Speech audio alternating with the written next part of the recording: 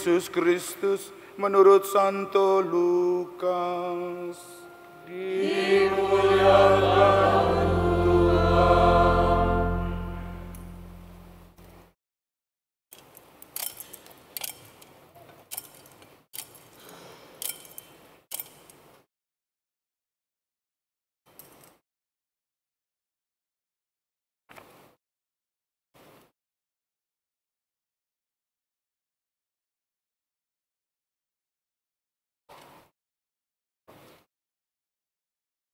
Ketika tiba waktu penyucian menurut hukum Musa, Maria dan Yosef membawa Yesus ke Kapernaum untuk menyerahkan dia kepada Tuhan.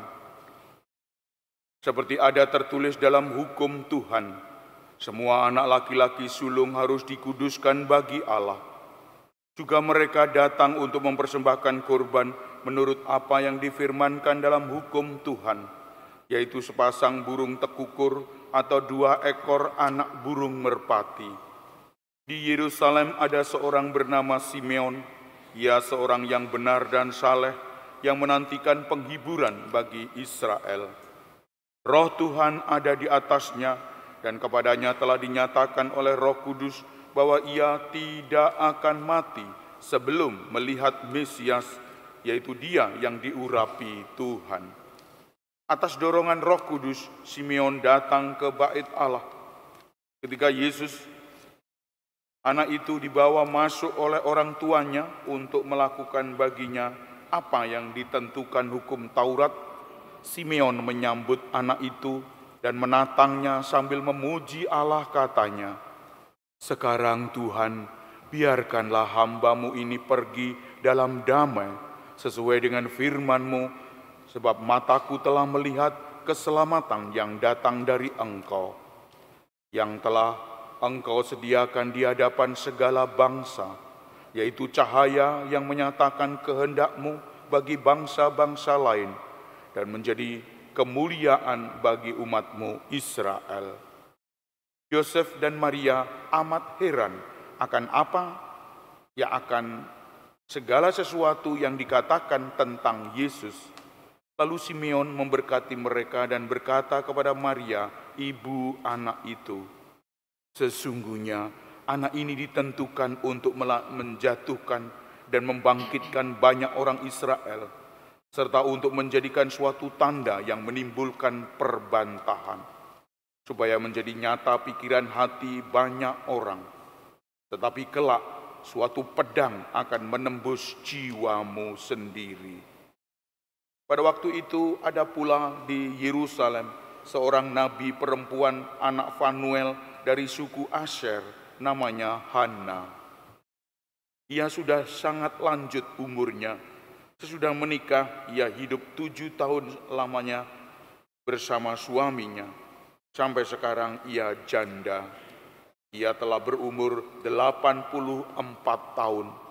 Ia tidak pernah meninggalkan bait Allah, dan siang malam beribadah dengan berpuasa dan berdoa.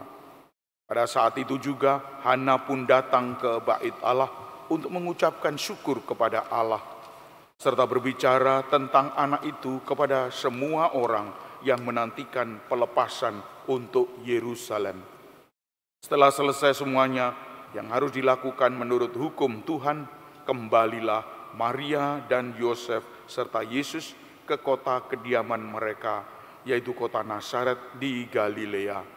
Anak itu bertambah besar dan menjadi kuat dan penuh hikmat, dan anugerah Allah ada padanya. Demikianlah Injil Tuhan. Terpujilah Kristus.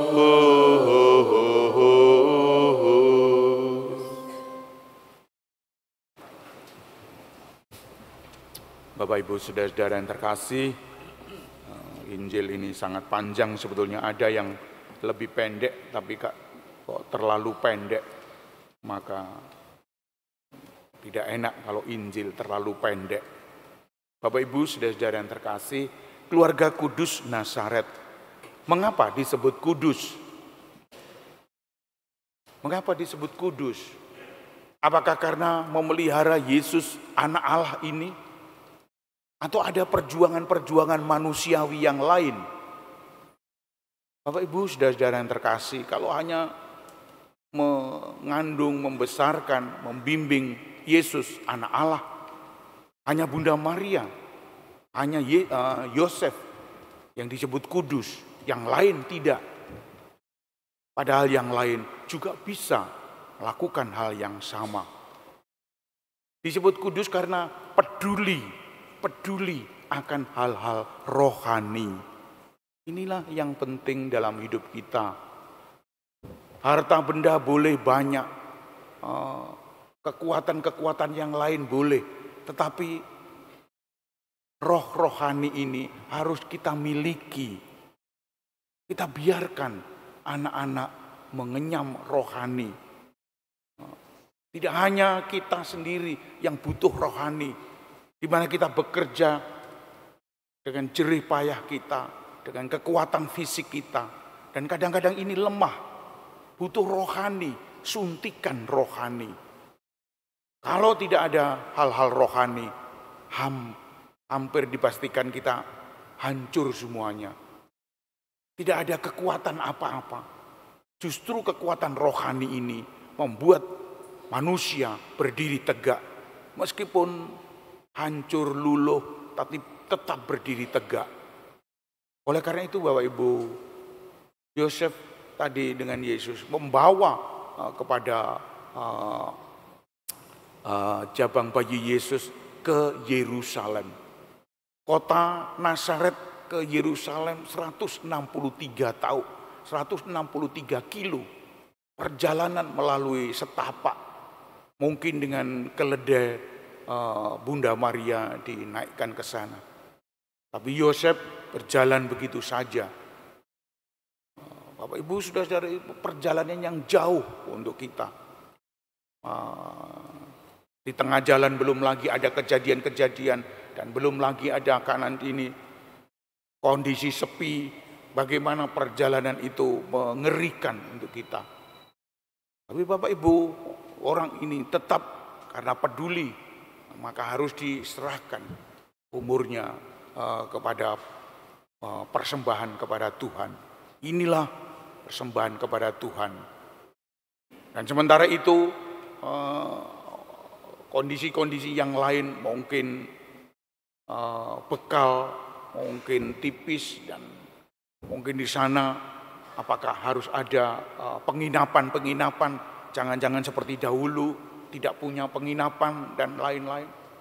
Haruskah dia keleleran yang lain? Ini dalam perhitungan tidak diperhitungkan semua. Semua ditinggalkan hanya demi anak ini. Itulah perhatian kita terhadap Bunda Maria, terhadap Yosef. Seperti itu Bapak Ibu. Kalau orang tua mengantar anak-anak ke gereja, harus dengan sampai di gereja, nunggoni.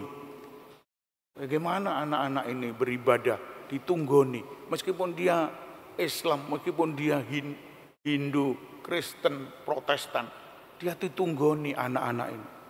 Demi anak-anak ini. Maka dari itu harus kita lakukan Bapak Ibu saudara-saudara yang terkasih. Dan sementara itu memang ini karena iman. Karena iman. Dalam bacaan kedua tadi disebutkan karena iman. Ini disodorkan dalam gereja menghargai hal ini.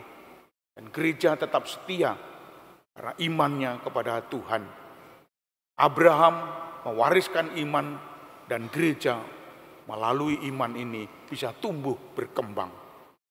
Bapak Ibu, saudara-saudara yang terkasih, selalu dalam kondisi gereja tetap berkembang. Injil hari ini dan bacaan-bacaan hanya untuk berkaca, tetapi arahnya selalu pada gereja zaman sekarang. Apakah gereja tetap setia kepada Tuhan? Maka gereja Ecclesia Domestika, gereja sebagai rumah tangga. Kalau rumah tangga kita seperti gereja, sungguh indah. Sungguh indah Bapak Ibu Saudara-saudara. Di mana gereja ada orang-orang tertentu, ada yang pelayan-pelayan tertentu melayani diri kita, ada yang tengok-tengok, tetapi inisiatif dari diri kita, tekun, memperhatikan, dan menjawab. Ada nyanyian-nyanyian dia menjawab, ada hal ini dijawab, tidak domblong saja, tapi terus-menerus perhatian. Itulah perhatian kepada hal-hal rohani. Dan kalau gereja ada paguyuban, ada pelayanan, ada sana sini, pelayanan asisten imam, pelayanan mesdinar, pelayanan lektor, akulit, terus dibawa dalam diri kita. Itu semua gereja, eklesia, domestika. Dan yang penting adalah diri kita mempunyai rasa belas kasih. Gereja mempunyai belas kasih. Nama gereja ada sakramen tobat, ada sana sini. Belas kasih Allah diturunkan di sini. Maka keluarga-keluarga harus mempunyai belas kasih Allah diturunkan di dalam anak-anak, di dalam diri kita masing-masing. Kalau keluarga itu tidak mempunyai belas kasih Allah, sungguh akan tercerai-berai.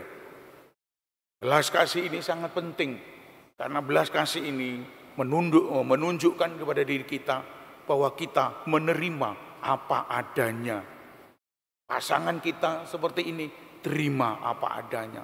Cerewet, diterima apa adanya. Bawel, terus diterima. Pasangan-pasangan yang lain-lain juga diterima. Kalau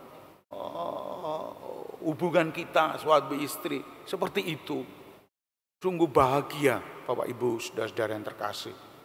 Kita tidak membutuhkan yang lain-lain. Kita membutuhkan hanya ini. Dan yang kedua yang tidak kalah penting adalah harta duniawi. Memang pokoknya cukup. Tidak geragas, tidak rakus.